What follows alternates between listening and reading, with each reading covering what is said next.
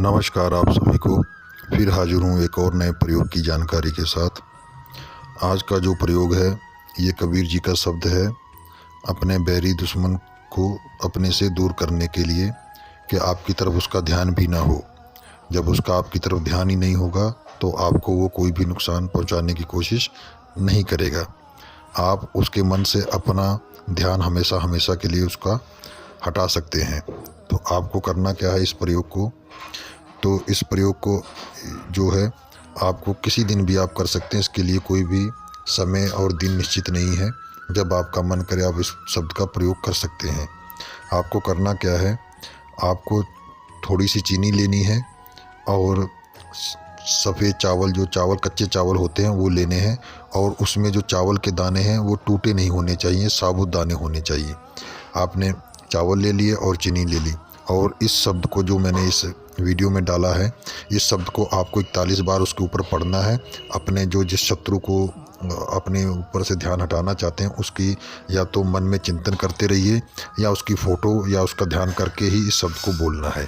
ठीक है, तो आपको 41 बार फूंक मारना है। तो इस जो है चीनी और चावल को आपको चींटियों की जो बिल होती है वहाँ पर सभी जगह डालना है।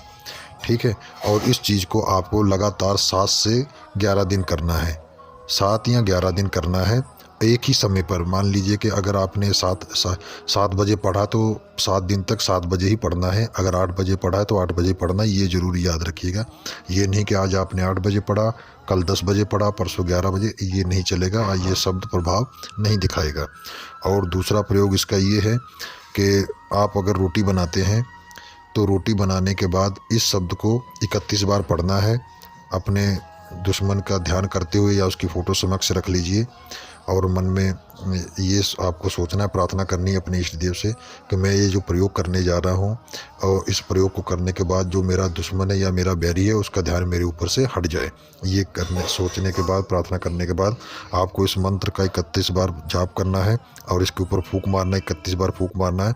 इसमें से आधी रोटी जो है काले कुत्ते को देनी है और आधी रोटी कौवों को देनी है। याद रखिए कि कौवों को आधी रोटी देनी है, आधी काले कुत्ते को देनी, दोनों उसी में से आधा टुकड़ा। ये भी आपको 7 दिन करना है। ठीक है, और चौथा प्रयोग है कि तो जो आप अपने माथे पे जिस किसी चीज़ का भी टीका लगाते हैं, चंदन का लगाते हैं या सिंदूर का लगाते हैं, किसी चीज़ का भी टीका लगाते हैं, उस टीके को लगाने से पहले इस शब्द का 41 बार उसके ऊपर आपको जो है पढ़कर फूंक मारना है।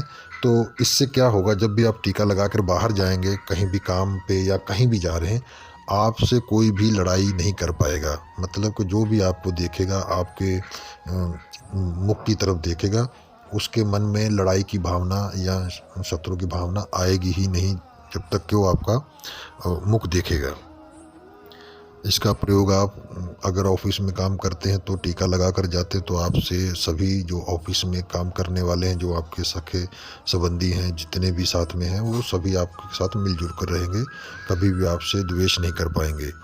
तो आशा करता हूँ कि इस प्रयोग से आपको लाभ मिलेगा और मेरी बताई हुई जानकारी आपको अच्छी लगती है। तो कृपया लोगों को भी इन प्रयोगों के बारे में बताएं कि उनका भी भला हो। मैं कोई भी प्रयोग जो है गलत नहीं बताता हूँ, आपके लिए ही बताता हूँ कि आपको इनसे फ़ायदा हो। तो ये कबीर जंजीरा है, इसको आपको सिद्ध करने की ज़रूरत नहीं है, ये स्वयं सिद्ध है।